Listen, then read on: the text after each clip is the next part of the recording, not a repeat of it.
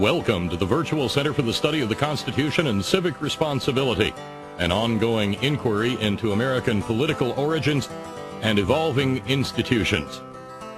The Executive Director of the Virtual Center is Dr. Bill O'Brien. He's also your host for this conversation. And here he is now, Dr. Bill O'Brien. Thank you, Bob Kincaid, and welcome, everyone, to another edition of the Virtual Center for the Study of the Constitution and Civic Responsibility. I am Bill O'Brien, and I am really here. No kidding. It is a pleasure to be back. Missed a number of programs for different reasons, very honestly, and they were on my end. The first couple of misses were on my end, and the last couple of misses were unavoidable, related to the ability to get the program on the air. So the sum total is it's been better than a week since we've been together. I know that there are a number of programs we've been able to. We've been doing this 3 days a week now for several months, and the result is we've got a fairly substantial number of programs. Some of them, I believe, are really worth hearing a second time or more, and I'm not being facetious there. I mean it. Some of them, obviously, I would change, but most of them I'm fairly comfortable with, and so I feel comfortable that Bob and Agnes and the folks at the Head On Radio Network have a choice of programming that they can bring forward that will be substantial and that will suffice. But I still don't like to be away this long, and I apologize, and I hope that you've been well, and we had one. I'm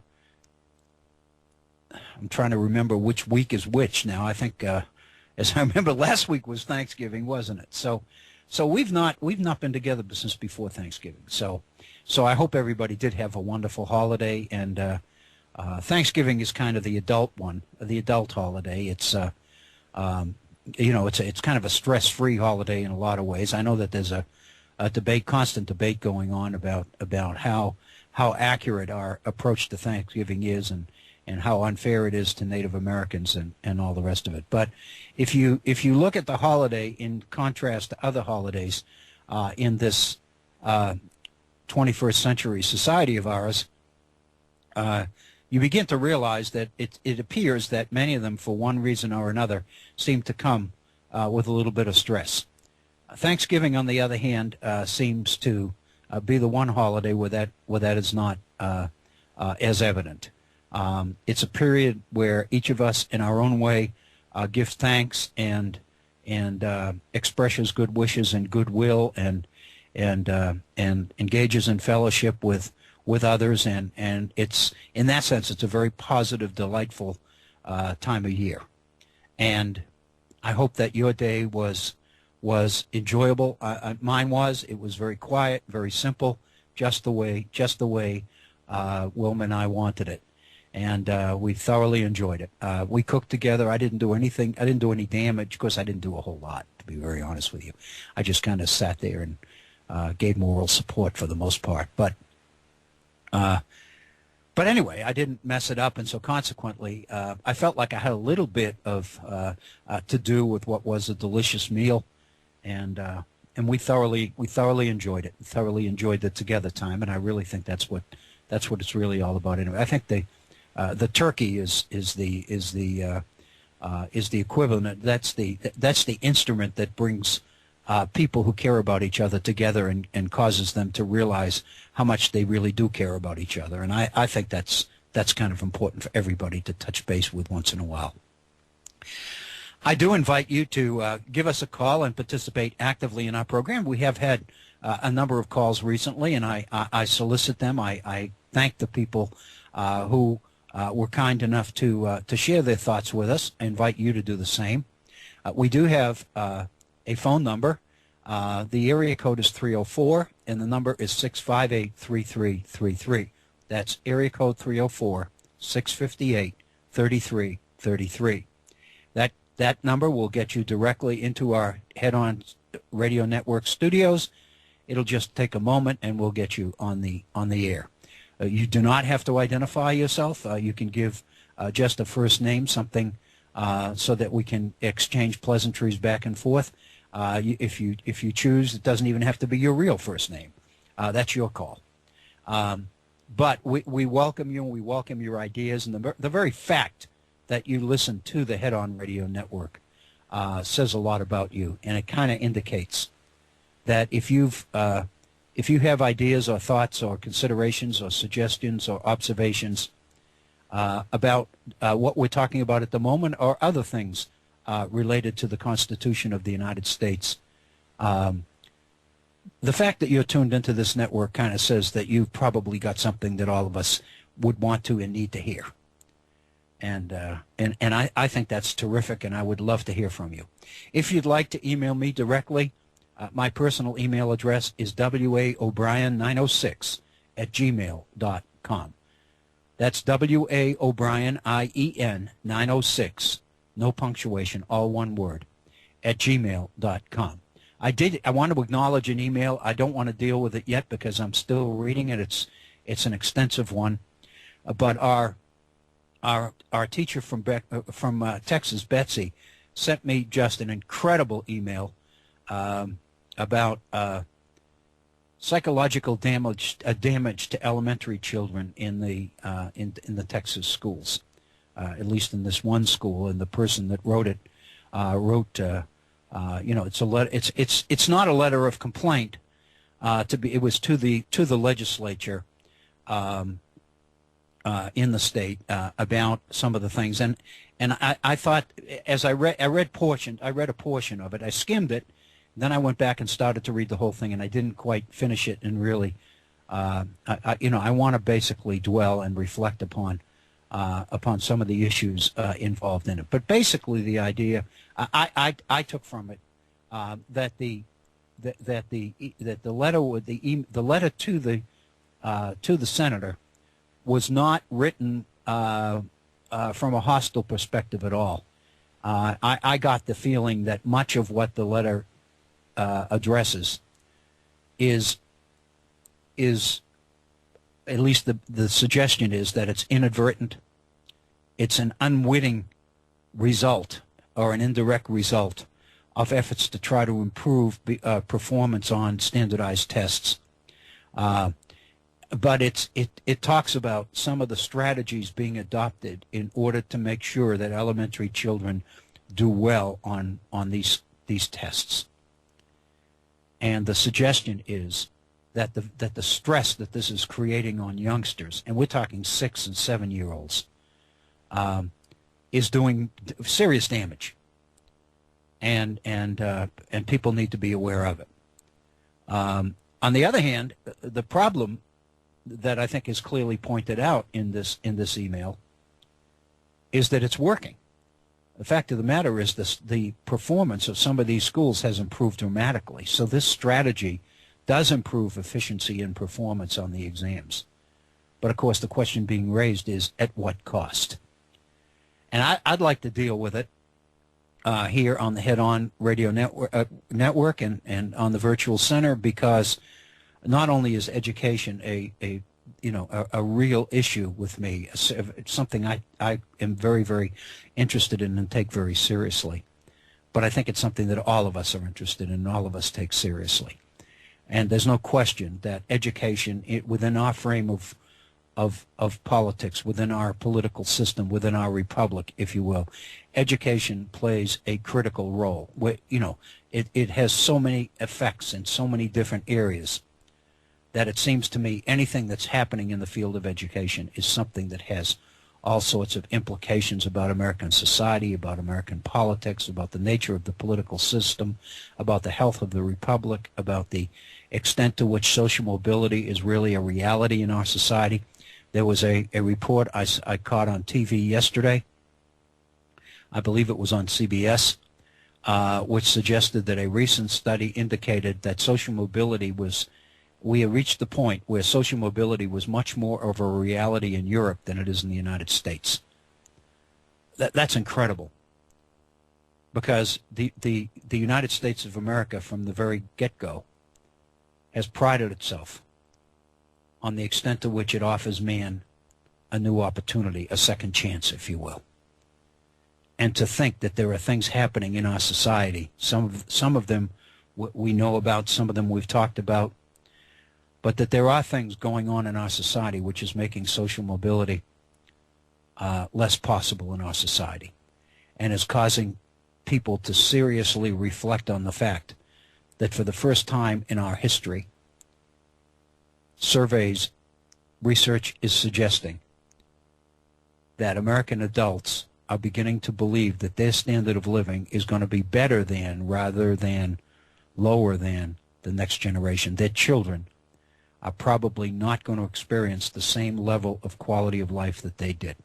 That's quite a reversal for a nation that was adopted with just the opposite point of view. So again, I want to read this article very, very carefully, and I want to share it with you.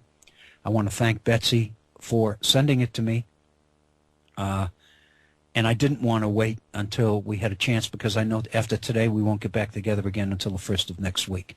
And I don't want Betsy to think that I didn't appreciate her email, because I sure did.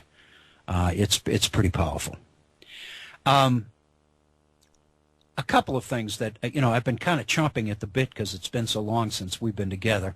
One of the things that I've been working on over the last 3, 4, well, actually since the holiday, I guess, is the Pope's pronouncement or exhortation of a week ago today, last Tuesday. In Latin, it is called Evangelii Gaudium, which I believe translates into the glory of the glory of Scripture, glory of the gospel. Some of you, I'm sure you've read about it. Everybody seems to be talking about it. The op-ed folks are talking about it, and wondering what the difference is going to be between this Pope and previous ones, and whether in fact this Pope really does represent or reflect a significant change in direction on the part of the Roman Catholic Church in the world. But there's absolutely no question that the changes, however great or substantial they might be in the long run, everything is pointing to the fact that there are really important things going on within Roman Catholicism around the world, and that this Pope Francis, the first non-European Pope, is responsible for it. And this pronouncement, this exhortation, if you will, and I think people ask what is an exhortation. Well, it's not an official pronouncement of the Pope, so consequently it doesn't qualify for the infallibility label that the Church places on official renderings of the Vatican. But an exhortation is just that. It's an effort to exhort, to plead, to preach to Catholics around the world that we need to get our act together. And there have been various aspects, various approaches and perspectives on this particular document. There's quite a bit that has been written on it. There are a number of relevant quotations from it.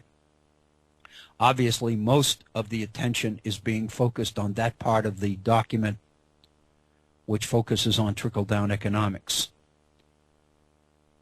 on the market economy, on free enterprise capitalism, and the idea of trickle down, and the idea that we can trust in the fact that the people are doing well, that are doing the best within our system, are going to put resources back in the system so that the benefits will trickle down to everybody else. And the Pope points out that while there's been a lot of talk and a lot of hoopla around that theory, the fact of the matter is none of it's materialized yet, and the poor are still waiting. The other thing that I think is very significant about that document is that what the Pope is suggesting is that in recent years the Church has become a little bit more concerned with itself than with its reason for existence. The Church still adheres to the idea that that the church was created in order to help man earn salvation, reach salvation.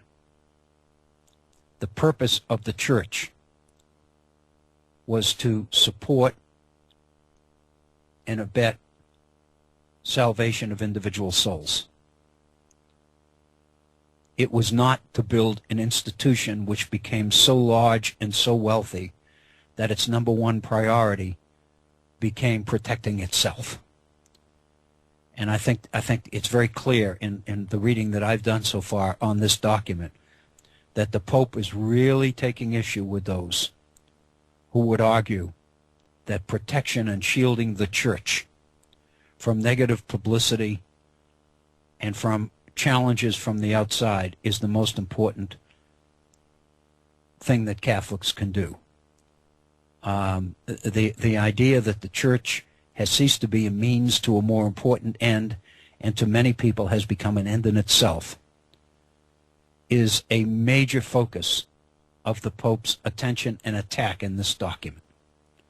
And I think with the recent situation, not only here in the United States, but Ireland and Scotland and many other places, about child abuse on the part of priests and the extent to which the church and local officials of the church were sought to cover these things up and to hide them and to buy off victims and all the rest of it, has been pretty much a stain on the reputation of a noble institution that's been around for hundreds of years. And I think the Pope is suggesting that this whole thing is a reflection of a major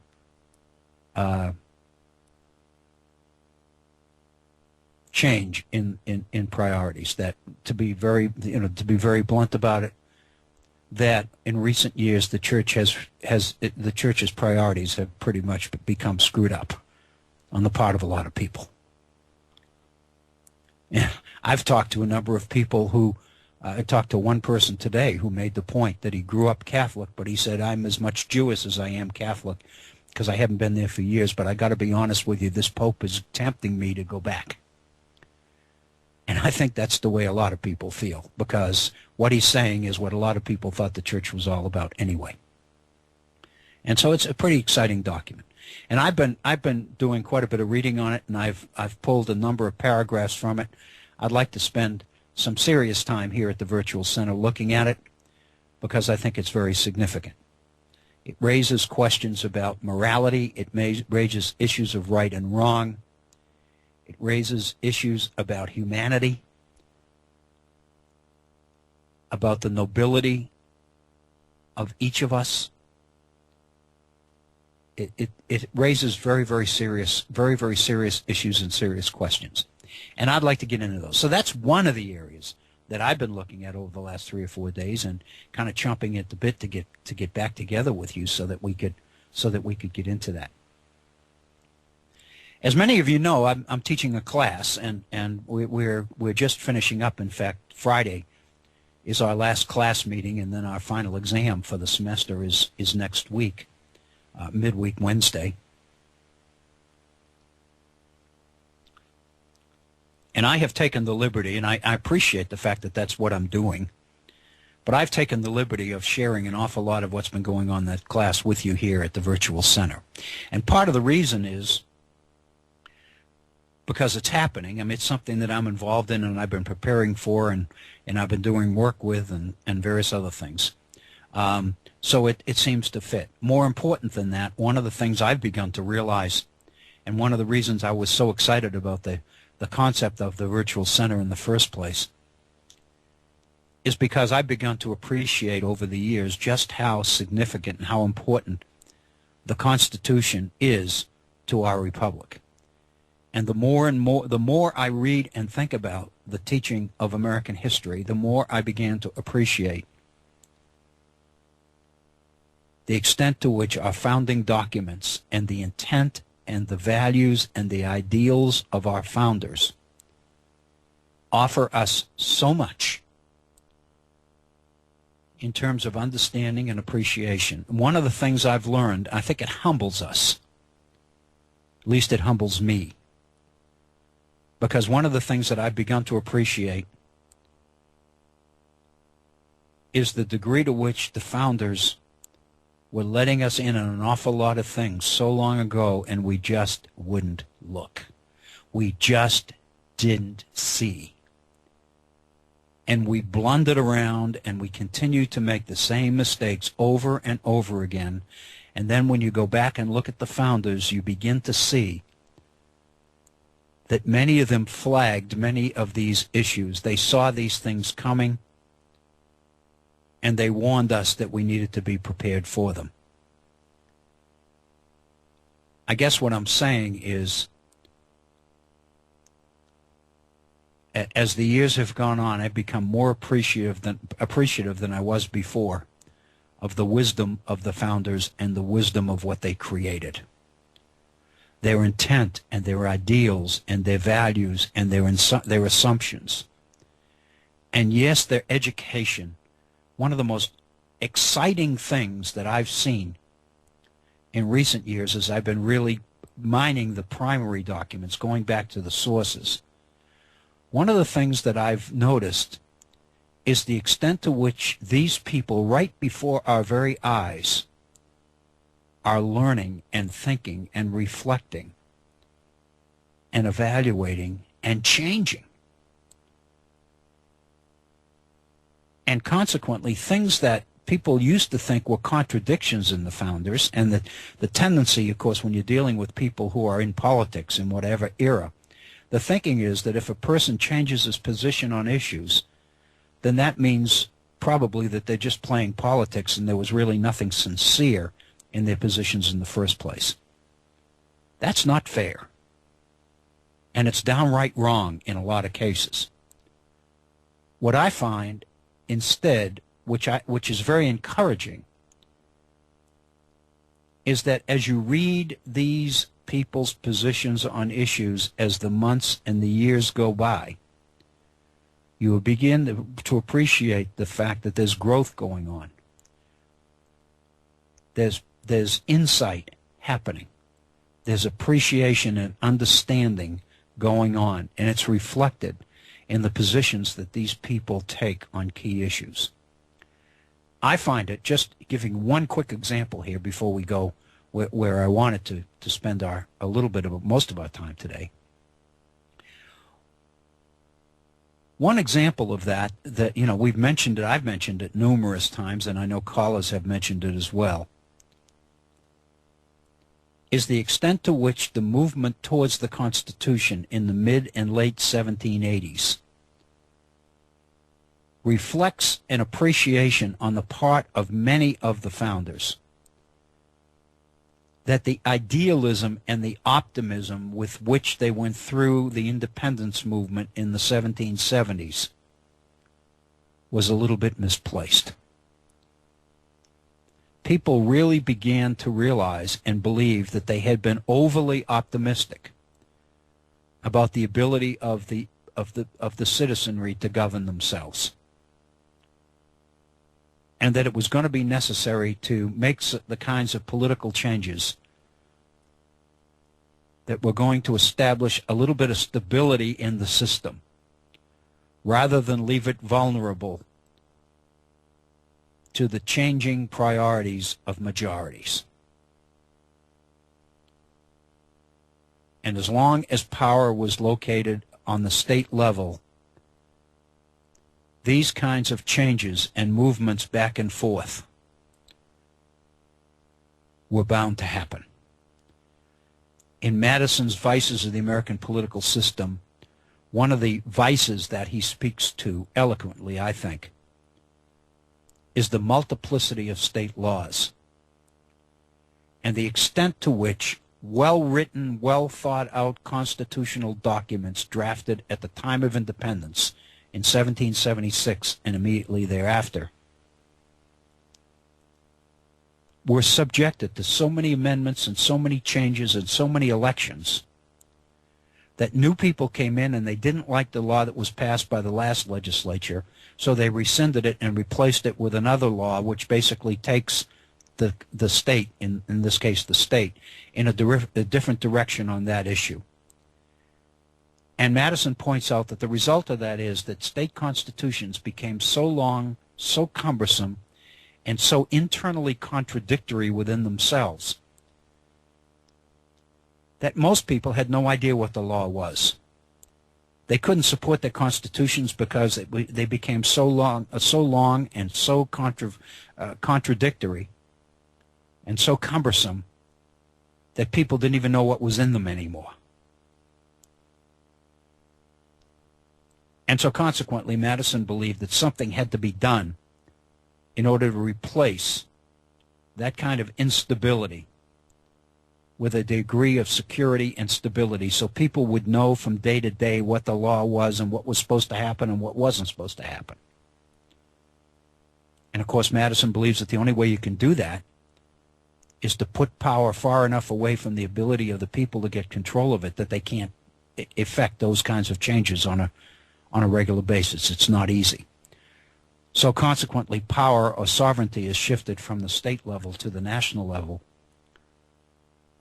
as a way to make change a little bit more difficult, and consequently make stability a little bit more dependable and make government a little bit more reliable and a little bit more predictable.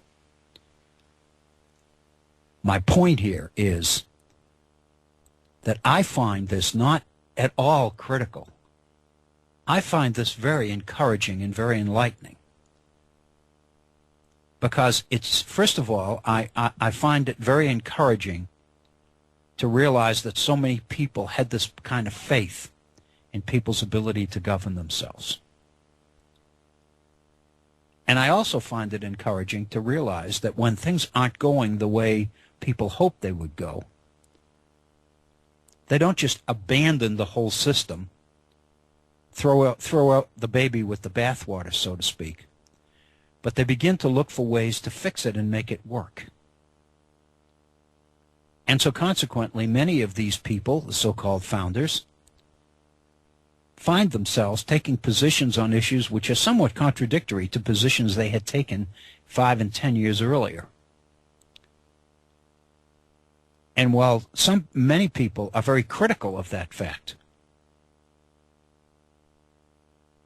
I'm exhilarated by it. I find it very, very encouraging. First of all, it kind of renews my faith in mankind and in human nature. But it also makes me realize that many of these guys, whom I consider to be way more intelligent than I am, they weren't sure either, and they were learning from day to day just like I am. And just like I find every day, it seems, something happens that makes me realize that what I thought was true really isn't. That's nothing to be ashamed of. That's kind of something to be proud of. And I find that very encouraging and very exhilarating in studying the founders.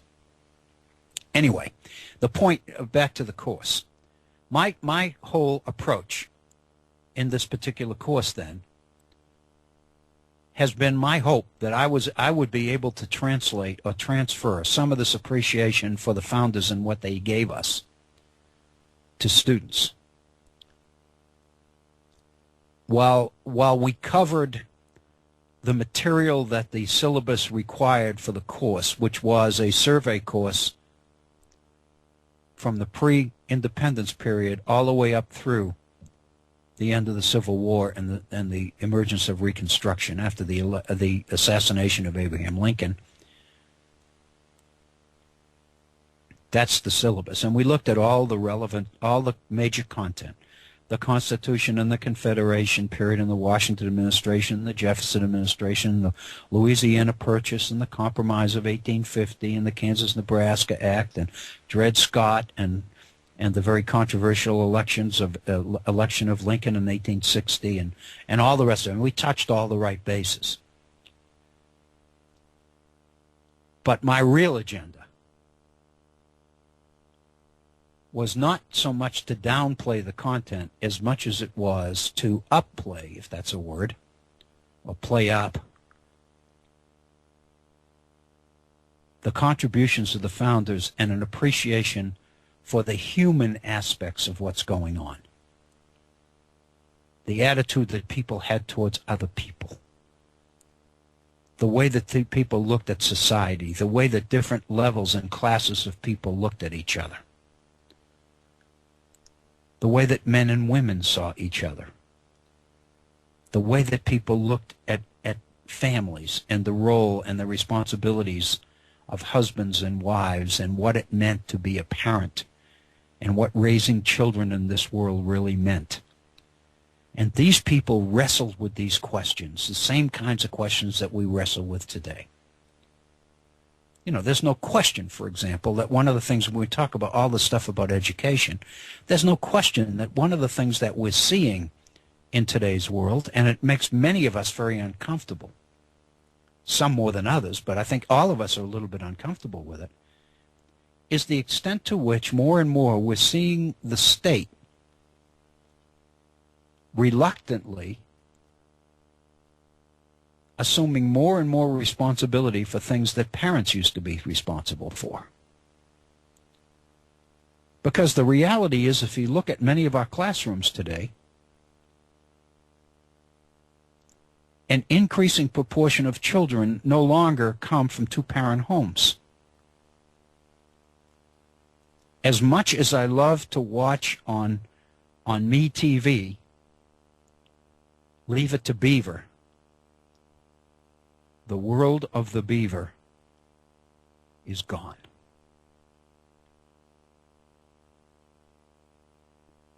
And the beautiful house with the garage and the white picket fence around it in the suburbs, where all the problems seem like minor ones,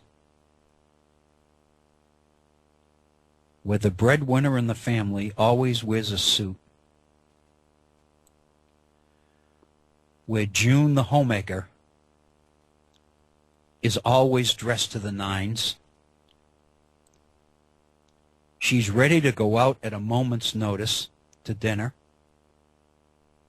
She dusts in high heels and pearls.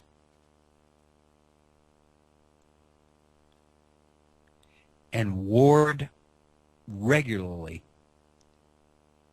heads upstairs to have a morality conference, a right and wrong conference, either with the beaver or with Big Brother Wally. And that's kind of the ideal family structure.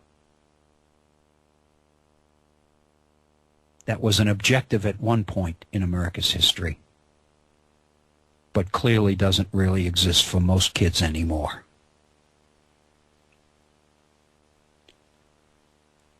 Many, too many of our young people are to be rewarded for merely getting to school at all once we appreciate where they come from and what they need to go through in order to get up in the morning and brush their teeth and get clean and dressed and go to school. It's something we took for granted as children. I did. It's something that we can't take for granted anymore. And the result is that the state, whether it's at the local level or the municipal level or the state level or the national level, I don't care. You can talk about the National Department of Education. I don't care what particular part of government you're talking about. But increasingly, the state, in the most general level, has reluctantly picked up the mantle and has seen it necessary to move in more and more and take on some of the responsibilities that are parental responsibilities. In loco parentis has become more real in place of parents. In loco parentis has become more real than most people ever dreamed or ever wanted it to become. Literally, our schools are feeding our kids. They're feeding them breakfasts. They're feeding them lunches. and they're providing them with backpacks in order to sustain them through the weekends when there is no school. Because if the school doesn't do it, the concern is that there's nobody else to do it.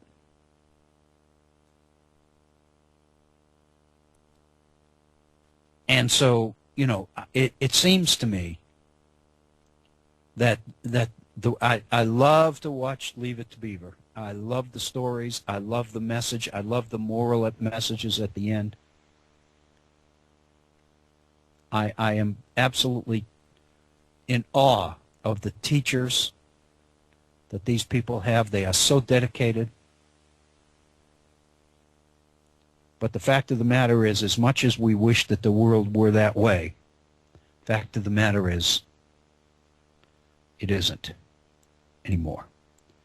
And I think we need to deal with that. And that's one of the issues, I think, that somehow in a course like the one I'm teaching, that's those are some of the realities that I think our students appreciate. They know.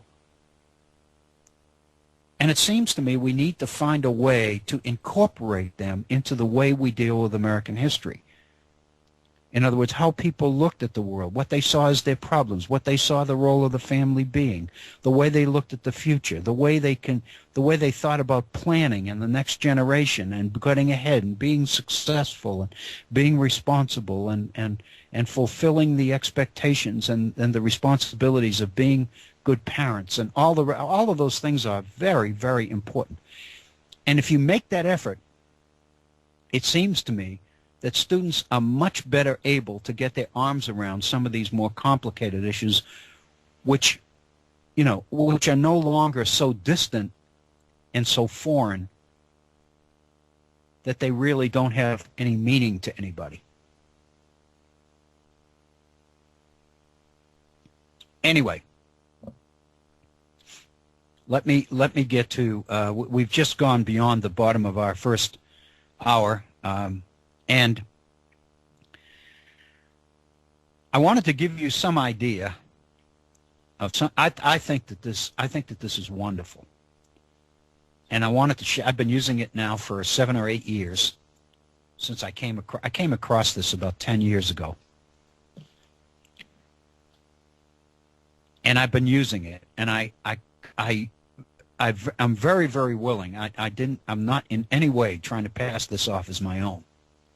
I'm so appreciative of it that I continue, even though I hand out copies, I continue to provide the appropriate, what they call attribution, which means the person who developed it. I continually put at the end and say, this is the person that deserves most of the credit for this, not me. I've made some changes, some editorial changes, but the basic concept comes from a person that I've never met, a person named William L. Kidder, who was an administrator of the honors program at Princeton University. And I came across this online about 10 years ago. And to me, it just grabbed me. Basically, what these people did with incoming freshman honors students at Princeton University, what William Kidder did was to put together a series of questions and considerations that he felt a meaningful history course should address. Basically, what he was saying to students at Princeton, here are the questions that we believe are the key questions that everybody who claims to be educated in today's world ought to be asking and need to be familiar with.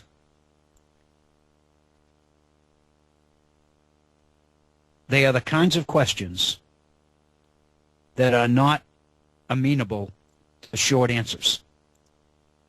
They surely are not amenable to true or false answers. but they aren't really susceptible, or they don't accommodate very well short answers either. They are the kinds of questions that raise other questions. They promote reflection. They require a little bit of alone time, where people begin to look at a particular period. If they're studying history, it doesn't matter whether it's American history, world history, whatever. But it kind of suggests the necessity of taking a little bit of alone time and going off by yourself somewhere and thinking and reflecting on some of these monumental, the really big questions, and seeing whether in fact they help to make sense out of what's going on in the particular period that students might be studying at that particular time. What are these people, whatever the society is, whatever age we're talking about? What is it that these people are required to confront? What is it that basically makes up their day-to-day existence? What are the issues that they most worry about? What are the dreams that they have? What are the fears that they have? So what I thought, anyway, what I've started to do, and I've been doing it now for several years, I give these questions out to a class that I'm teaching on the very first day. And I spend the first day, well, first of all, as you know, and this is just the name of the game, the first day is usually spent with the syllabus, where that's the point at which you tell people how many exams is going to be and how much reading they're going to have to do and all of that. Because the basic argument is that if you don't tell students exactly what you're going to expect from them, then you don't have the right to hold them accountable. And the idea is that if your syllabus, if your course outline is complete enough and detailed enough, then at the end of the very first class, students leave the room knowing exactly what is expected of them. If I stay in this course and take this course, this is what I'm going to do. These are the things I'm going to be held responsible for. And then it's up to them to make the call. If they come back for the second class, then in effect they have signed a contract with you, the instructor. And they have said, I read your terms and I'm back because I agree. You know, what you expect of me, I'm willing to do. And actually, I've known teachers that actually make people sign statements to that effect. But the implication is if they come back, that then they are in effect entering into a nonverbal contract and saying that you have told me what you're going to hold me accountable for. If I do them, then I can expect an appropriate grade as a result.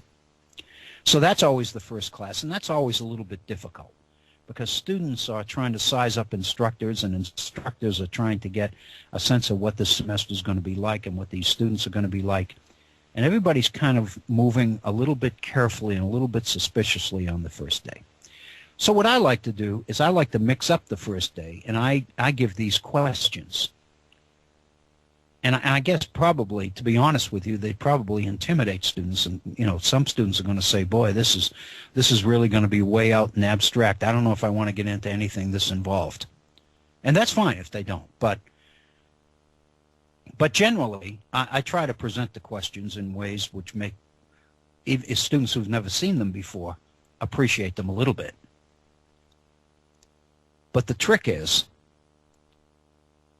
what I found is to give people these questions the first day, talk a little bit about them, what the questions seem to be asking, and ask students to spend a little bit of time thinking about how they would answer these questions. But then at the end of the semester, at the end of the course, hand out the very same questions. And basically what you're trying to figure out is, have students learned enough during the course of the semester that the answers that they would give to some of these questions, at least, have changed. They become a little bit more involved. Students maybe have become a little bit less certain of what they believe the answers to these questions should be. And the point that I make is, if you answer the questions the very same way you did on the first day,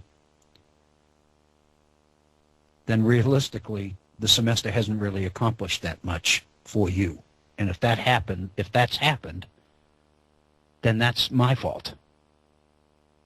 If you've wasted 3.5 months coming to class every day, and you haven't grown as a consequence, if I haven't been able to provide a few insights, a few things that you probably hadn't thought about before, and you still look at the same issues in the same ways that you did before you even took the class, then I failed. And so basically, how students do with these questions is as much a reflection on me as it is a reflection on them. I thought what I would do would spend a little bit of time sharing these questions. I want all of you out there who are tuned into the Virtual Center to think about these questions. And don't forget them. If you want to write them down, fine. But they are reflection questions. And at different times and at different periods, the way you would handle these questions is probably going to change some. And that's good. So anyway, let me share some of the questions with you, and then each question has kind of a supporting paragraph in which the original author, Mr. Kidder, who I believe was the dean or the associate dean of the Honors College for incoming freshmen at Princeton University. I think that was his title. But after each question, he writes a little bit of paragraph which clarifies or tries to give students some indication as to what the question's really asking. So let's look at a couple. We've got, it's 45 minutes after the hour, so we've got 15 minutes left in our first hour, and then we have our second hour. And we can kind of look, it seems to me, at these questions because I think they are significant. And let me suggest to you that these very same questions can be used and ought to be used as a way to evaluate what we're doing here at the Virtual Center. If after 6 or 7 months of programming, 2 hours a day, 3 days a week for 7 months, if that hasn't done something to enlarge or change the way that people would initially address these questions, then I think I've got a problem. And so that's what I want to know. I really am asking you, please feel free to call, and if one particular question seems to really move you or seems more pertinent to you than others, then by all means. I'm not suggesting that every one of these questions will be pertinent to the Virtual Center any more than I'm asking my students to believe that every one of these questions is pertinent to the course that they've just completed. But some of them are, and I think, as we go on, others will as well. So with that rather lengthy introduction, then let me share with you some of these questions. I just think they're terrific questions. The first one: what does it mean to be a member of the human community?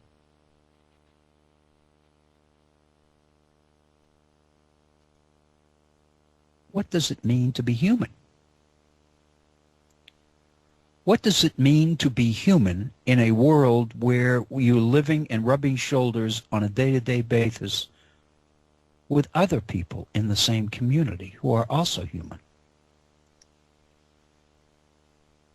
And here are some of the supporting questions that Mr. Kidder offers. What separates humans from other creatures?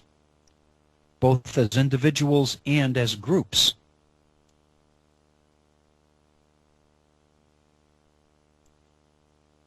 What's the difference between humans and other beings that aren't human? What's the difference?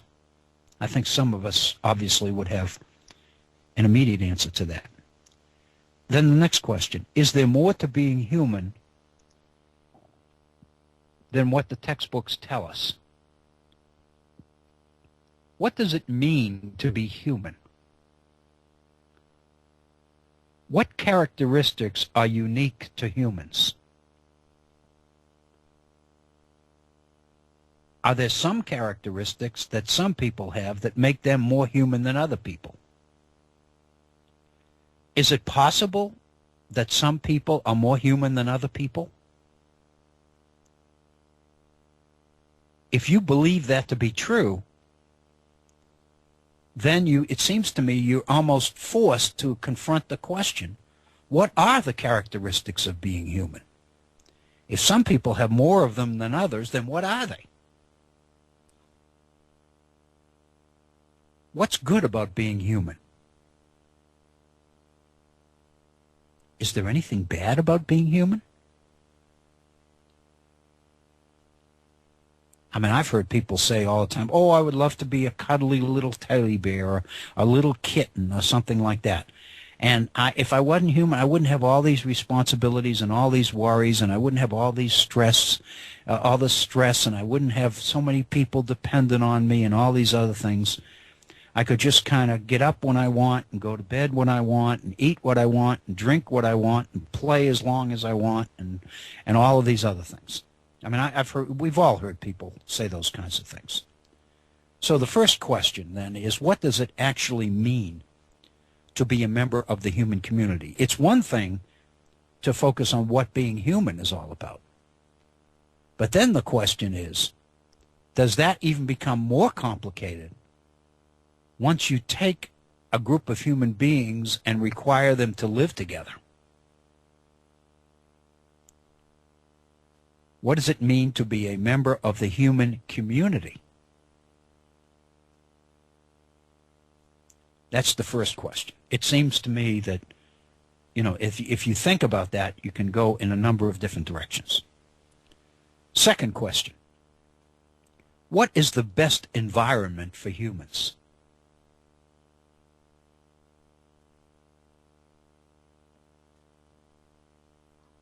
And according to Mr. Kidder's explanatory paragraph, the best environment for what? To live in? To work in?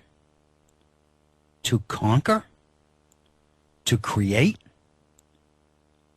The best environment to becoming the perfect human being? The best environment to fulfill God's plan for you? To find refuge? To be able to do as little as possible and not have to pay any price for it? If you think about the natural environment and man-made environment, is one always better than the other?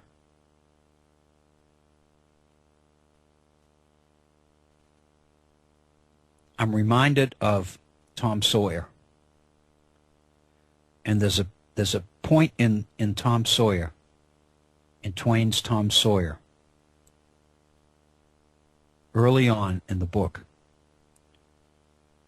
where they're painting a fence.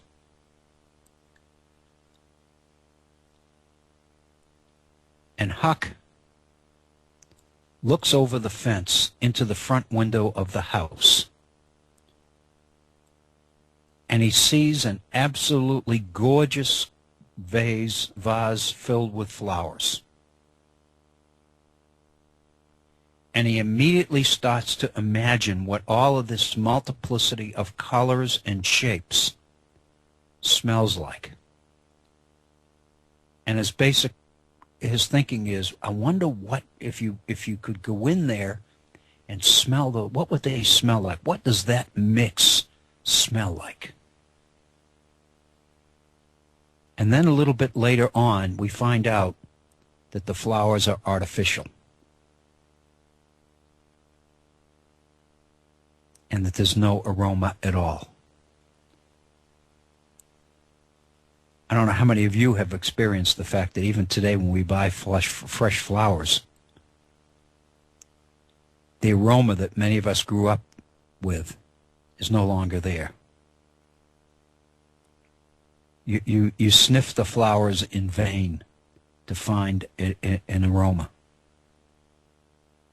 I have out in the backyard here an old, and I mean very old, it was here when we bought the house, lilac bush. It's not that healthy. It's very old. But the thing I love about it is that when the lilacs come out, they really smell like lilacs. Do you remember what lilacs smell like? There's nothing like it. Nothing. I look forward to that every year. So the question of environment. And I'm thinking, if you think back on the issue of environment, I'm struck by, this is stuff we've talked about before. During the Enlightenment, writers and philosophers during that period believed, if you remember John Locke's essay on human understanding, John Locke argued that man was a 100% sum total of his environment. That when man came into this world, he was a blank slate. He knew nothing. And everything man knows and everything man becomes is a product of the environment he grows up in. And of course, the implication of that is if you change the environment, you can change the product. You can create the ideal person by controlling the environment in which that person grows up in, because, in other words, in Locke, there's no appreciation of genetics. There's no appreciation of the genes, of what we inherit. And the assumption is everybody starts over. Everybody starts clean. And therefore, if you raise children, and this is his essays, these are his essays on education, his book Emile, about the education of a child. And the assumption is if you control the child's environment, totally control it, you can create the exact child that you want. And when Benjamin Rush refers to school, the school, as being a nursery for wise and good men, what he's talking about is the classic idea of a nursery, where if you provide the appropriate nutrients and minerals and sunshine and moisture, and if you control the amount of sunlight, and you make sure that the plant is neither too wet nor too dry, you will have a perfect flower. Or, in a human nursery, a perfect child. And that becomes the model of the way we educate children. So, what I'm suggesting is that in the 17th and 18th century, educated people believed that the kind of people you wanted was directly dependent on the environment you created for them. The founders believed that if you set up the right kind of political system, you would produce the right kind of citizens. And the idea of civic virtue, and the idea of honesty and responsibility and dependability and patriotism and tolerance and all of these other good things that we would like our young people to have. All of these things will be possible if young people are allowed to mature in an environment which is carefully controlled.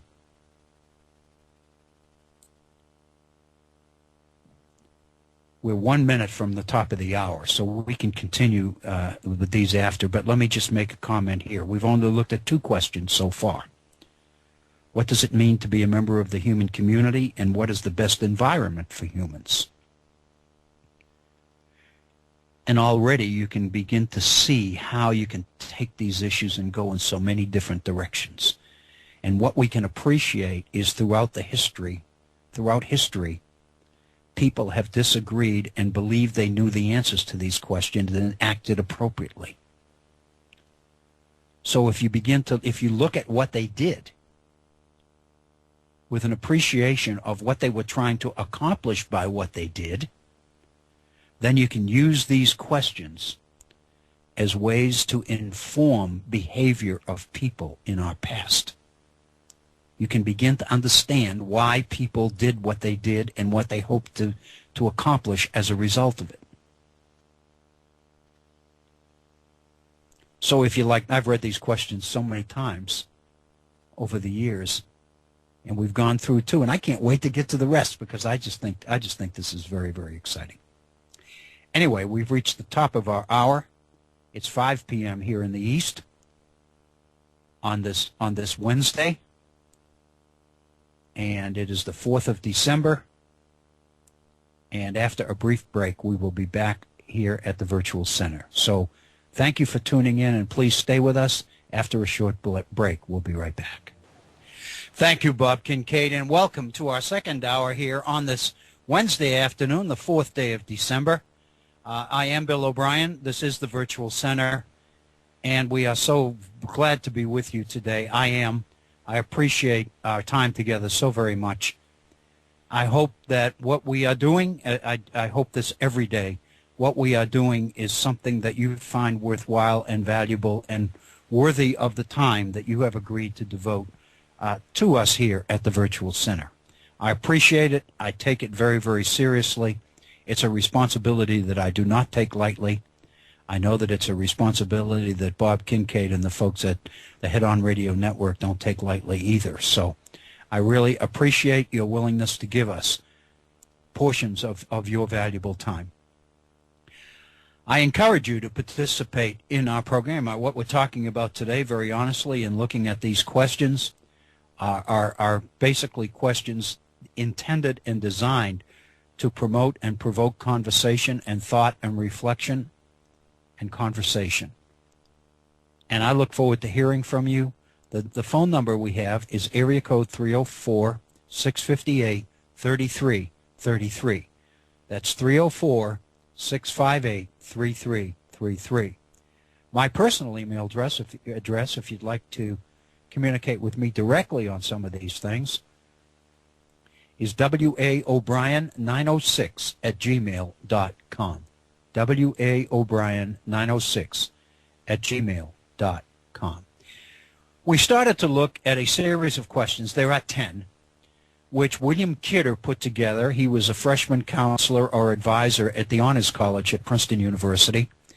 I've never met the man. I appreciate these questions so much because I saw this on the internet at least 10 years ago, and I was taken and I began to use them. I thought to myself, the whole purpose of these things being online is to be used. They are reflective questions, and they are so good and so provocative and so insightful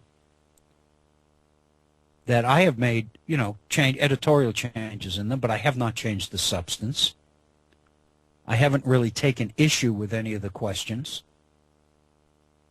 There may be other questions that we could ask, but I think that the purpose of any course, it seems to me, at least especially at the college level, is to provide the kinds of insight and raise the kinds of doubts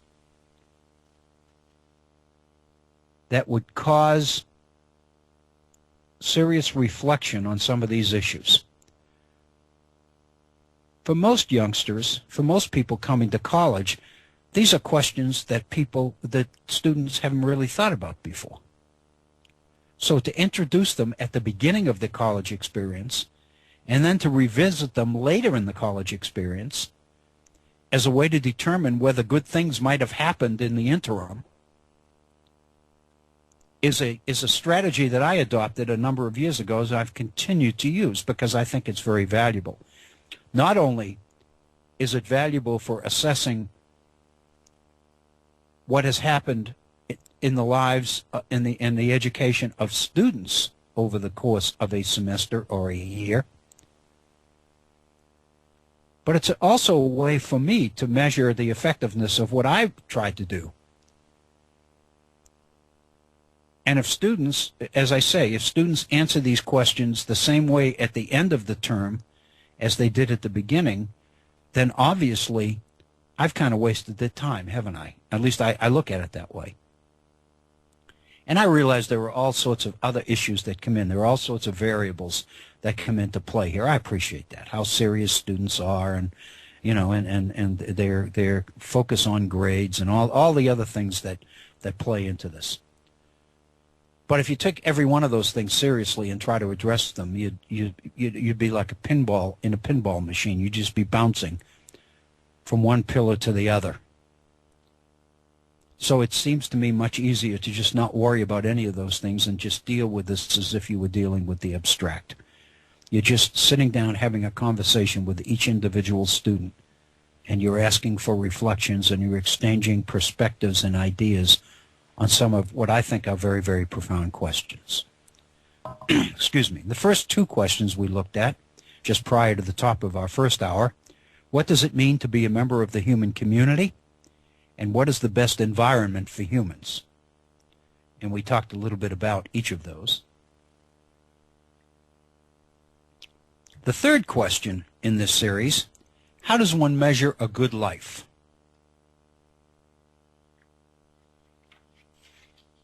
Think about this one for a second. And here is the supporting or explanatory paragraph that follows that question as Kiddo tries to alert students a little bit as to what kinds of issues this question raises. What accomplishments or experiences are most valued in life? Is the best time to evaluate one's life while you're living it? Or is it necessary to do that assessment after it's over, after you've left this life?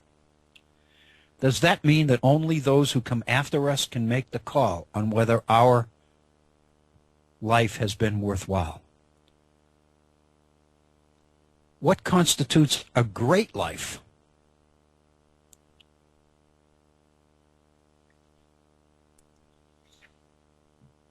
And again, how do you measure a good life or a great life? What determines it? Is it position? Is it wealth? Is it the bottom line on your bank account? Is it whether your children love you or not? Is it whether you feel like you've been a good parent? Is it the fact that you feel like you've accomplished something meaningful in life?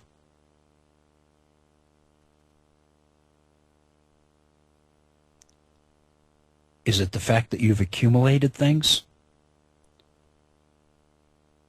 Is it the fact that you appreciate the finer things of life? You like to read, you like to travel, you appreciate art, you love good music, you appreciate engineering feats, you're a fan of architecture. I would suggest that different people would have different answers to this question. But I wonder, should they?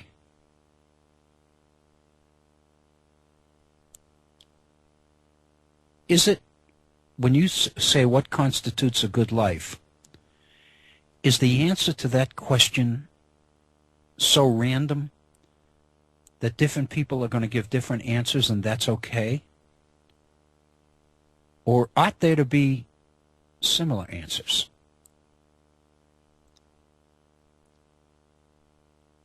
Are there really important things that define the good life, a good life,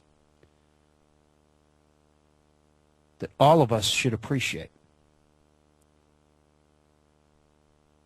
And if too many of us don't mention them, don't know them, or don't realize them, Is that a problem? As a society, as a culture, as a republic, are we missing the boat by not giving our young people the kind of guidance and leadership that they need in order to appreciate and understand what constitutes a good life or a great life? Should we know what that means? As you think back through history, did people believe that they knew what it meant? What did Plato think that the good life was? Aristotle. And of course, the bigger question, what about a society that has felt comfortable enough that our young people don't need to read Plato and Aristotle anymore? These people wrestled with these great questions of what was the good life and all that, but who cares? They lived hundreds and thousands of years ago.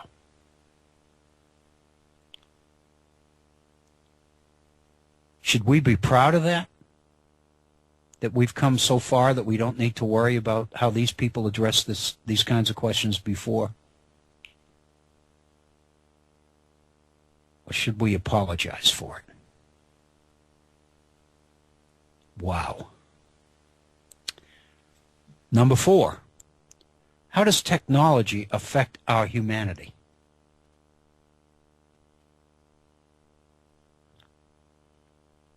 How does technology affect our humanity? Does the use of some technology, this is the explanatory paragraph, does the use of some technology help to make us more human than other technology makes us less human? Does technology have a direct role to play in how human we are? How human we behave?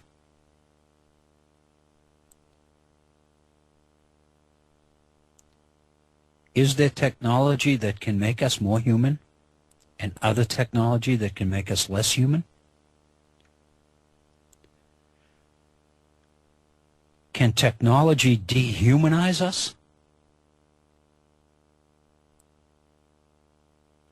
Can technology so envelop us, so take control of our day-to-day lives, that we tend to be dehumanized, that we become really less human, less sensitive, less feeling, less caring? Just about every invention, people tell us, is a double-edged sword, with the potential to enhance our humanity as well as detract from our humanity. Is that true? Is the answer in the technology, or is it within us? Is there ever a time when technology should be rejected because its negatives outweigh its positives? The atomic bomb. Should we develop the bomb and actually use it because we've got it?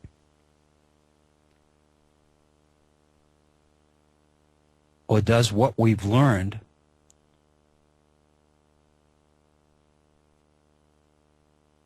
become so frightening that the world would be better off without it?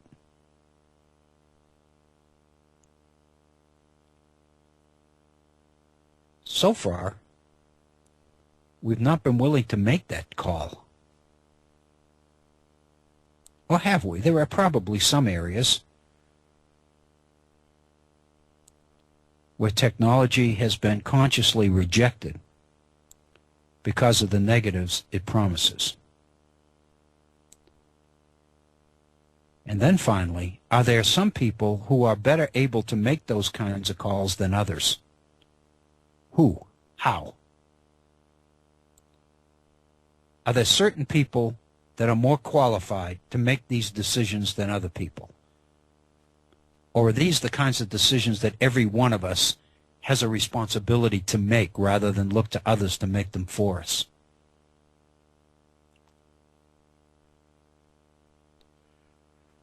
If you look at history, for example, there's absolutely no question that technology has changed cultures, has changed societies, has changed people's way of living. We like to believe that every one of those changes is positive. But realistically, we know that that's not true. For example, we've read about entire cultures. I'm thinking of Native Americans. Once the clash of cultures happened with Europeans. And we saw that Native Americans become so captivated with the technology, with new technology, and so dependent upon it, that they lose the skills that was part of what made their culture a culture. And they become so dependent on the technology that they can't function without it. And so consequently, they find themselves in a position where they'll do anything in order to maintain the contact with the supply of the new technology, because no longer can they function as independently as they could before they even knew that there was such technology. Does technology breed dependency?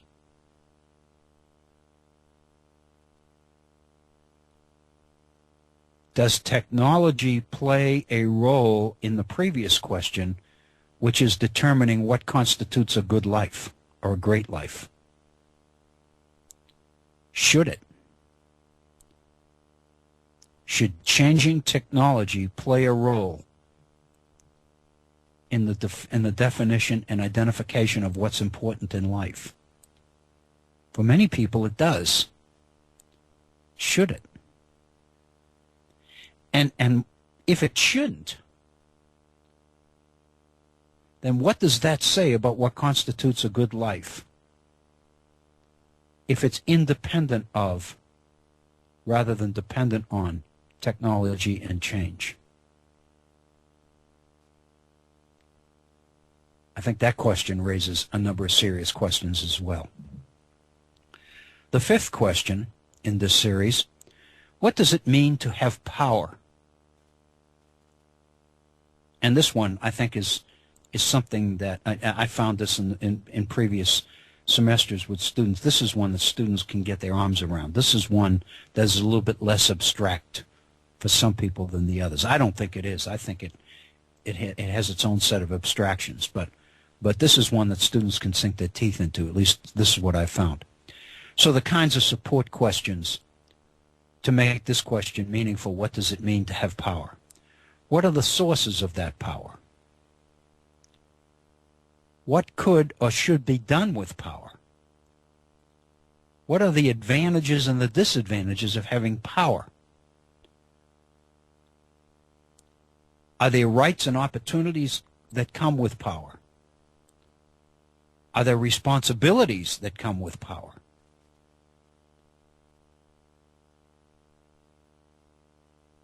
Do the opportunities of power and the responsibilities of power always balance? Is it ever possible that the responsibilities are so overwhelming that you'd rather not have the power?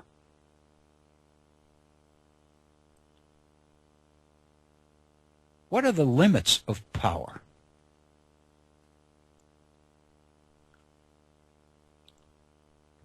Are there any?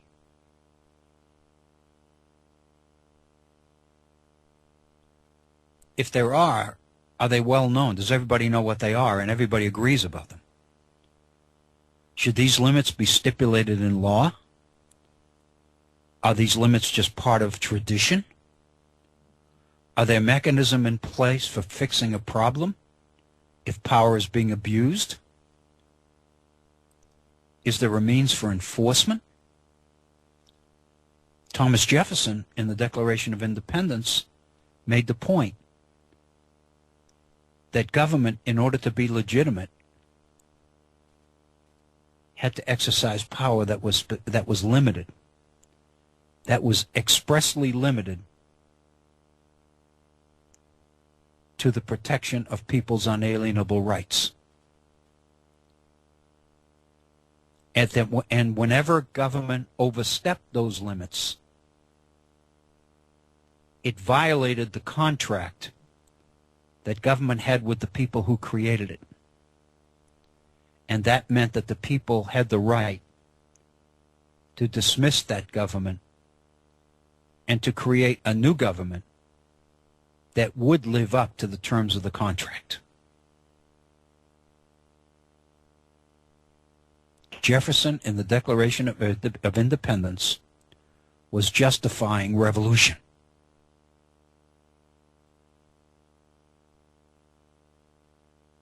Because of a violation of power. Jefferson believed that there were certain truths which everybody knew to be self-evident. And that one of these truths was that government's power was not absolute, it was limited. It was limited to the protection of citizen rights. Wow.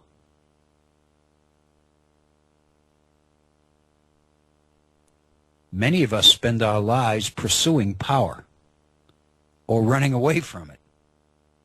How many times have I talked to people? I know I've talked to people, especially people that have been in the building trades or working in industry, who have intentionally refused promotion because they didn't want to assume the responsibilities of managing other people that they had been working with. Rather than have to tell colleagues and co-workers what to do, they've turned down opportunities in order to remain one of the guys, one of the boys.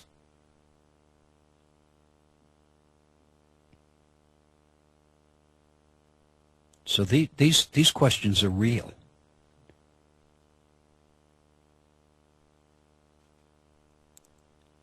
Mitt Romney, in the last election campaign, once he released his income tax returns, basically made the point that the best thing he could do for society was to find ways to turn wealth into more wealth and to minimize what he paid in taxes. In other words, the idea that there's some sort of responsibility to give back to the community, he did not accept.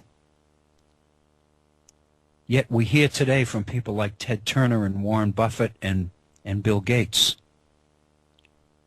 who have made a commitment that the vast fortunes that they have amassed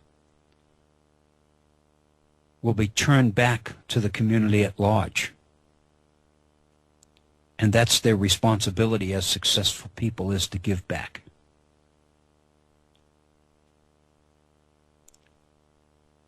Some people believe that the successful acquisition of power and influence brings with it incredible levels of responsibility,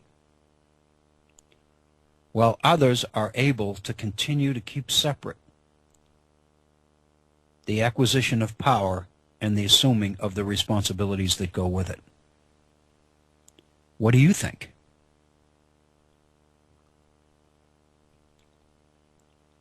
So far, we're halfway through the questions. Think about that. What does it mean to be a member of the human community?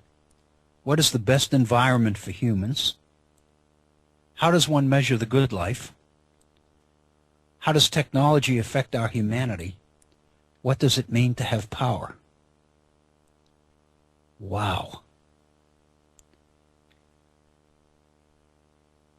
I think we can move through the others a little bit more rapidly than those. I think that every one of these deserves the same kind of attention, but I don't want to extend this beyond our program today. The sixth question in this series: what is waste?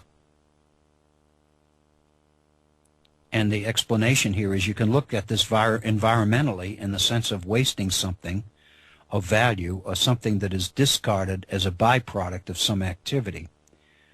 But you can also relate it to lost opportunities or missing out on something important.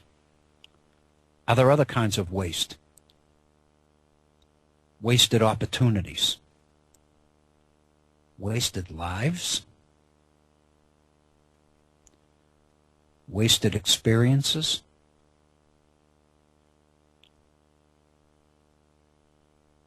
We are a society that really has had trouble trying to figure out what to do with our waste. Yet the fact of the matter is there may be some waste in our society that we've really not addressed yet, and we better get to it fast. I'm thinking of the study that Betsy sent in the email that I mentioned at the top of the first hour about what the stress of standardized testing was doing to elementary children in terms of behavior and autism and all the rest of it, which would an article that we'll look at in more detail at a later date. So I think this question of waste has implications way beyond putting things in a bag and throwing them in a dumpster. I think that's a very narrow view of waste. Because I think when you start to look at opportunities for what? I think raises serious questions. And then question number 7, what is worth having? In your estimation and the way you look at life, what is worth having? And the supporting paragraph, what has value for individuals as well as for groups? In our society, what seems to have the most value? Think about a scale of 1 to 10, from worthless to essential. What's worth dying for? Things? Ideas? Land? Honor? Family? Country?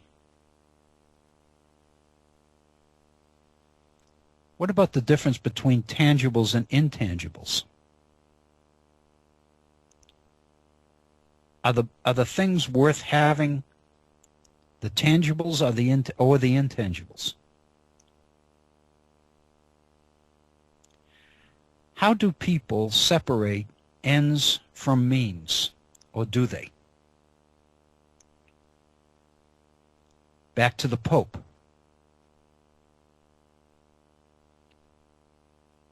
And the controversy over whether the church, the greatest service that one can do to the church is to preserve it and protect it, or whether the greatest service is to make sure that the church is doing what it was created to do. There's all sorts of controversy about Pope Pius XII during the 1930s in Europe, because there's absolutely no question that Adolf Hitler and the Nazis had the power to destroy the Catholic Church. And so the Pope believed that it was absolutely essential to find a way to coexist with Nazism, with Hitlerism. And what that necessitated was looking the other way when the church shouldn't have been looking the other way.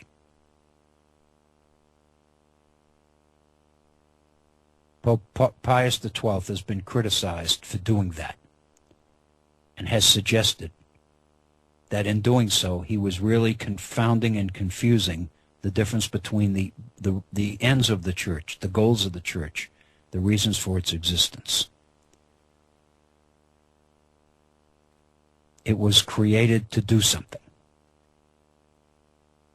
And when the emphasis ceased to be on what the church was created to do and became protection of the church as an end in itself, some of the literature suggests that Pius XII, as Pope, was guilty of an incredible sin because the church didn't do more to address the horror that the world saw in the 1930s.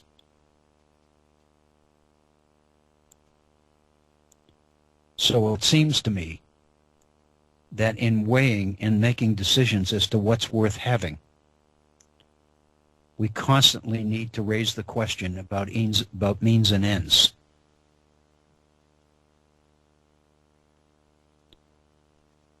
Is living life an end in itself? Or does each life have a purpose?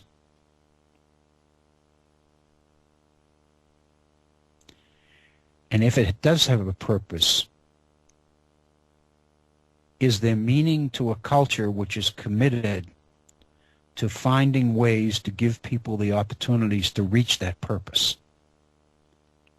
I was telling students today, throughout the history of this country and throughout the history of the world, there have been periods where the emphasis has been on what we call reforms. In history, these are referred to as reform periods. And people become obsessed with the idea of making the world better. But the reality is that most of the time, they want to make the world better because only by making the world better can people be better. The purpose is the quality of human life, the value of human life, and the idea that everybody's life ought to have meaning. And if there are institutions and roadblocks in the way, if there are things in society, any society, that are preventing people from reaching their full potential, then reformers usually scope them out and commit to getting rid of those roadblocks. Education, slavery, healthcare, poverty, hunger, violence, pollution.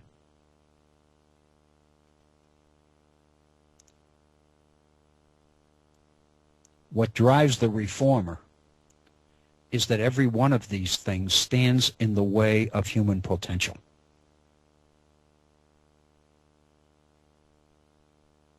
Every one of them seems to be based on an assumption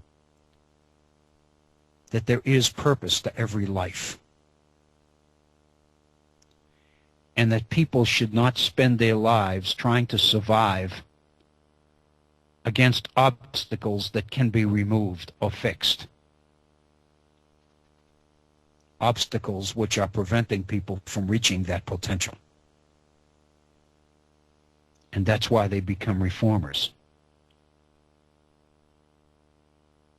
So chances are, in most cases, reformers are people who focus on means rather than ends. Reform itself is not the purpose. The purpose of reform is to make something better happen as a result. And it's so illuminating and so interesting when you confront people in certain periods when reforms tend to conflict. For example, one of the most enlightening things that I've seen in studying American history is the idea of the anti-slavery movement and the women's movement, and the consternation that many committed abolitionist anti-slavery reformers felt when they had to confront the fact that while they were trying to end slavery and free slaves for humanitarian reasons, many of them were unwilling to recognize and accept the equality of women and the humanity of women. And it created a sense of contradiction within these people. The most obvious contradiction is in Jefferson. Jefferson, the slave owner, and Jefferson, the architect of the Declaration of Independence.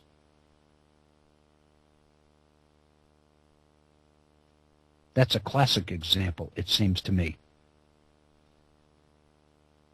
of objectives, noble objectives, coming into conflict with each other. Question number 8, when is change a good thing? And then William Kidder, in his explanation, spends an awful lot of time on change. And of course, that's, how many times have we heard the statement, the one thing you can always be sure of is that change will happen. And William Kidder makes reference to Chinua Achebe's book, Things Fall Apart, which is about British colonialism in Africa.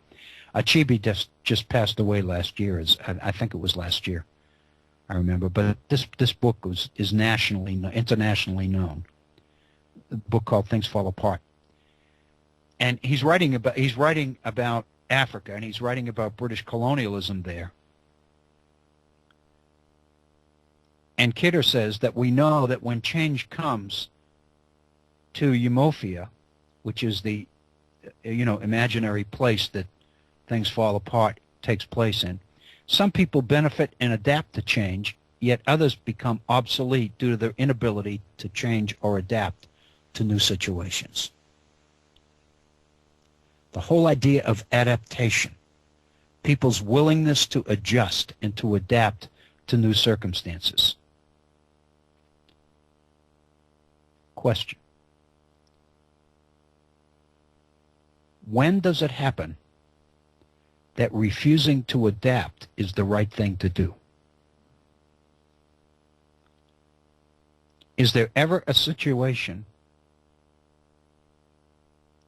when principle trumps change? Is adaptation always right?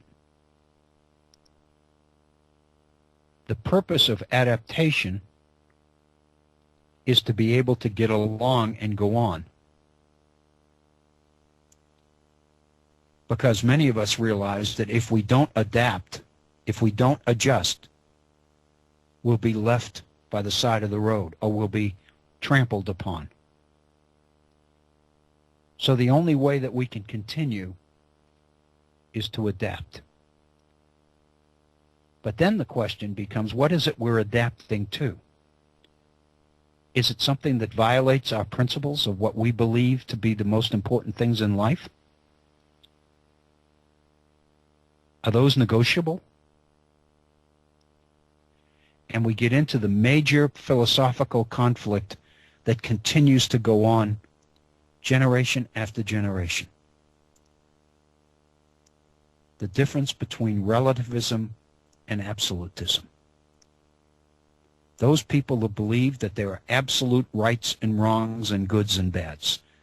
There are certain things that you can't compromise on, that you shouldn't compromise on.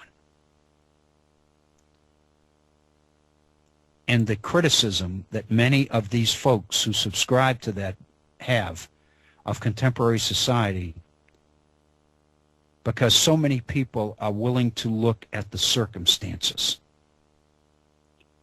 In history, I'm constantly referring to something called context, because I realize that in order to understand history, understand what happens and why people do what they do, we oftentimes have to understand the context within which it happens. What were people's options? What choices did they have? Under the circumstances, could they do anything else other than what they did? And more important, should they have done something else other than what they did?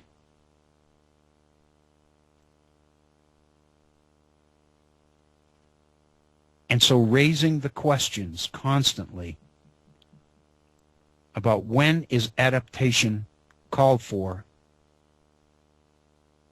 and when does it come time to draw a line and say, I'll give in to some degree, but I will not go beyond this point.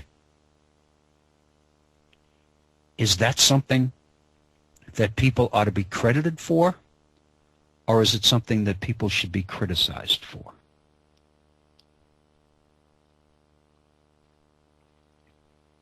And that seems to generate even a follow-up question beyond that. Is your answer to that question as to whether to criticize or whether to support a person's position, to what extent is your answer to that question based on absolutes, on rights and wrongs? And to what extent is your position on that based on your own personal agenda? What's best for you? Is it best for you that this person change, or is it best for you that this person refuse to change? And the key is to encourage people to continually begin asking these kinds of questions as they confront decisions. Let me go on and read the next paragraph in this explanatory thing, and this is about the issue of adaptation. Try to put yourself in the position of various groups of people in a society that's undergoing change and determine how each of them will fare, recognizing that change is usually made to solve some real or perceived problems, and that the solution always sows the seeds of further change down the road. Change produces change. The interaction of changes in ideas and technology ensures that current situations are never permanent. Key questions always revolve around who wants change and who doesn't. It's here that some consideration about bureaucracy often seems to become necessary.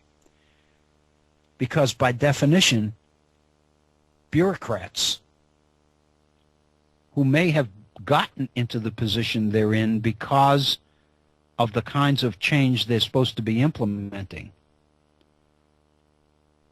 but suddenly the bureaucracy itself begins to dictate change or non-change. And finally, the last two questions in this list of 10 are kind of related. Question 9 is, what do we know and how did we learn it? The we, of course, has two meanings: mankind and we who are listening here at the virtual center. At a given place in particular time, what do people know?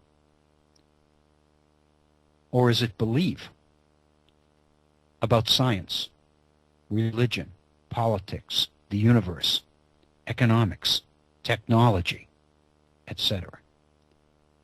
How is everyday life affected directly or indirectly by what people know? Is social organization determined by what people know? By what they think they know? What they're able to convince other people that they know? To what extent is being able to convince people that what you know is what is? To what extent is that a source of power and influence? Do you have respect for people who don't know, or who are unwilling to stand for what they do know?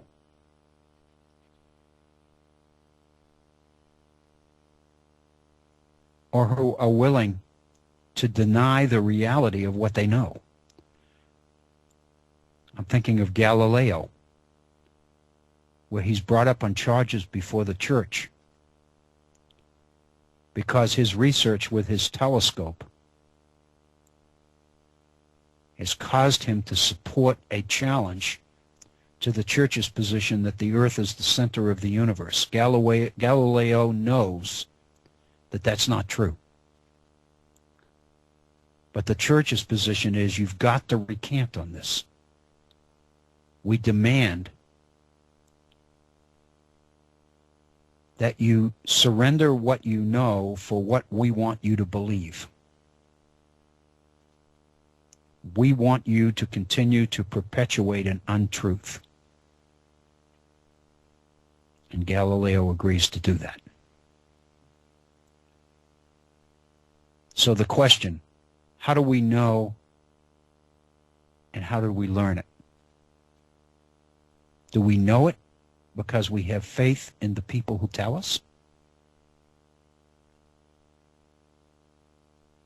Do we know because the people who say so are more educated than we are more powerful and influential than we are? Because we believe that the people who ought to know claim that they know, therefore it must be true?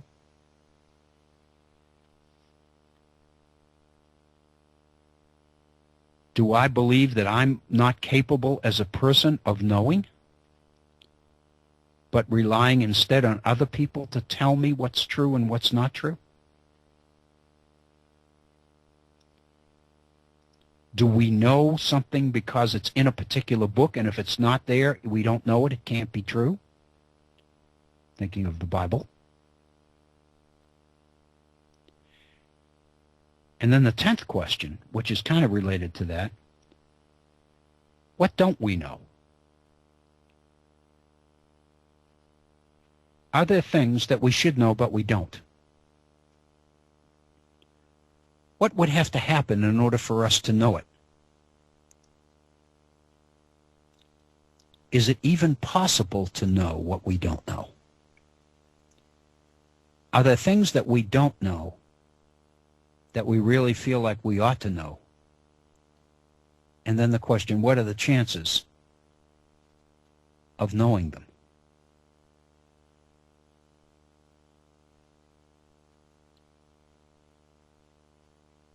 Much of the history of the world has been driven by people who have been able to convince other people that they know what the people to whom they're speaking don't know.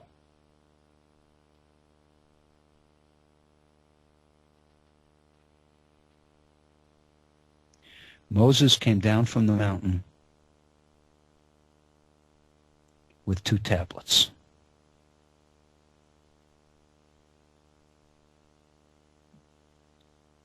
And these commandments were given to Moses by God to share with the rest of us.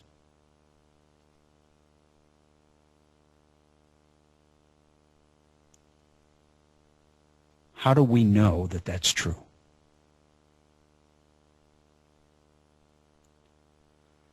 Buddha, after serious reflection, went off into the wilderness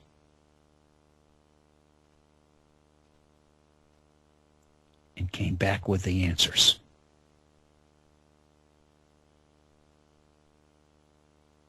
And as a result, helped generate one of the major religions in the world. Because he had the answers that nobody else had. And then there was Confucius.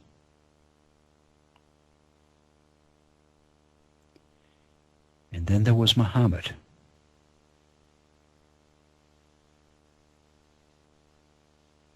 And then there was Jesus Christ. And the disciples of Jesus Christ. And the Gospels about the life of Jesus Christ.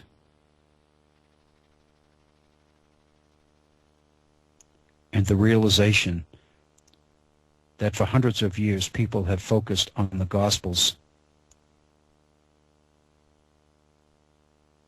of Matthew, Mark, Luke, and John. And now we learn that there are other Gospels.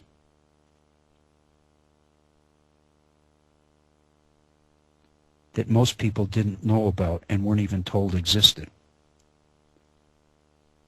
And so then the question is why? Why weren't people told that they were existed?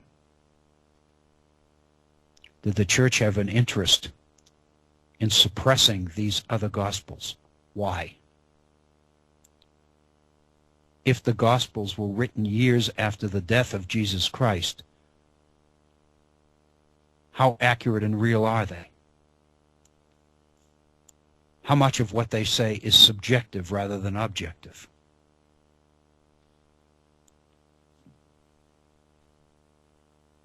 There we have the 10 questions. I would suggest to you, that, and this is the whole point here, A good history class finds a way to raise these questions and finds a way to give students an opportunity to look at history as man's efforts to address these questions.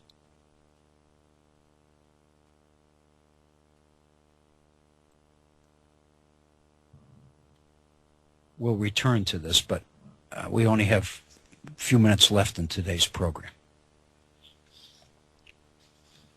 The final exam that I'm giving in this course, I selected 3 of those 10 questions. Question 1 on what it means to be a member of the human community. Question 2 on the best environment for humans. And question 5 on power. And what I ask students to do as a take-home exam was to go home and review the material that we've covered in the semester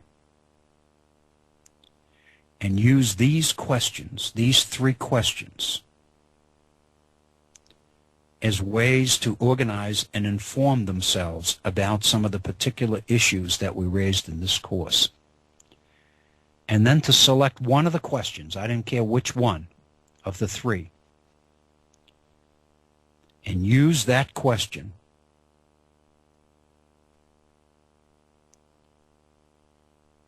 in order to generate insights for the issues that that question seems to address in our course. In other words, how much of American history can one understand and know better by recognizing that it revolves around the issue of what it means to be human? How much of American history, the first part, up until the Civil War, how much of that history focuses on differences of opinion over what it means to be human? How much of that history focuses on different attitudes about the opportunities and the rights as opposed to the responsibilities of power? How much of that history is best understood by focusing on the issue of environment and improving the environment for man and thereby improving man and man's potential?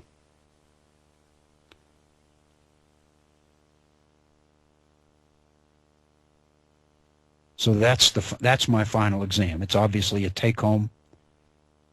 It has something that they have a week to complete. The final exam's not due till Wednesday next week. Basically, what they are to do is to review material in this semester through the prism of each of these 3 questions and then select the one that they feel makes the most sense to them in terms of understanding what we've done this semester. My purpose, as I've told them, is not your answer to these questions. I don't want your answer to these questions. I want to know how helpful these questions are in understanding the material we've studied. How far have you come this semester? What have you learned this semester as a result of the way that you reflect upon and use these questions? That's it. That's where I want it to go, and that's where I hope we have gone. So in a sense, I'm going to be reading final exams that are going to say an awful lot about the quality of the course that I offered. And with that, we have 1 minute left in our second hour. So let me use it first to thank you for being with us and to tuning in to the virtual center today. Let me encourage you to stay tuned to Bob Kincaid and his program here at the Head On Radio Network. I want to thank you for the time that you've given us here at the Virtual Center. I hope that you have a wonderful rest of the week. We'll get back together again the first of next week. This is Bill O'Brien for the Virtual Center on the Study of the Constitution. Please be safe, be careful out there, and thank you.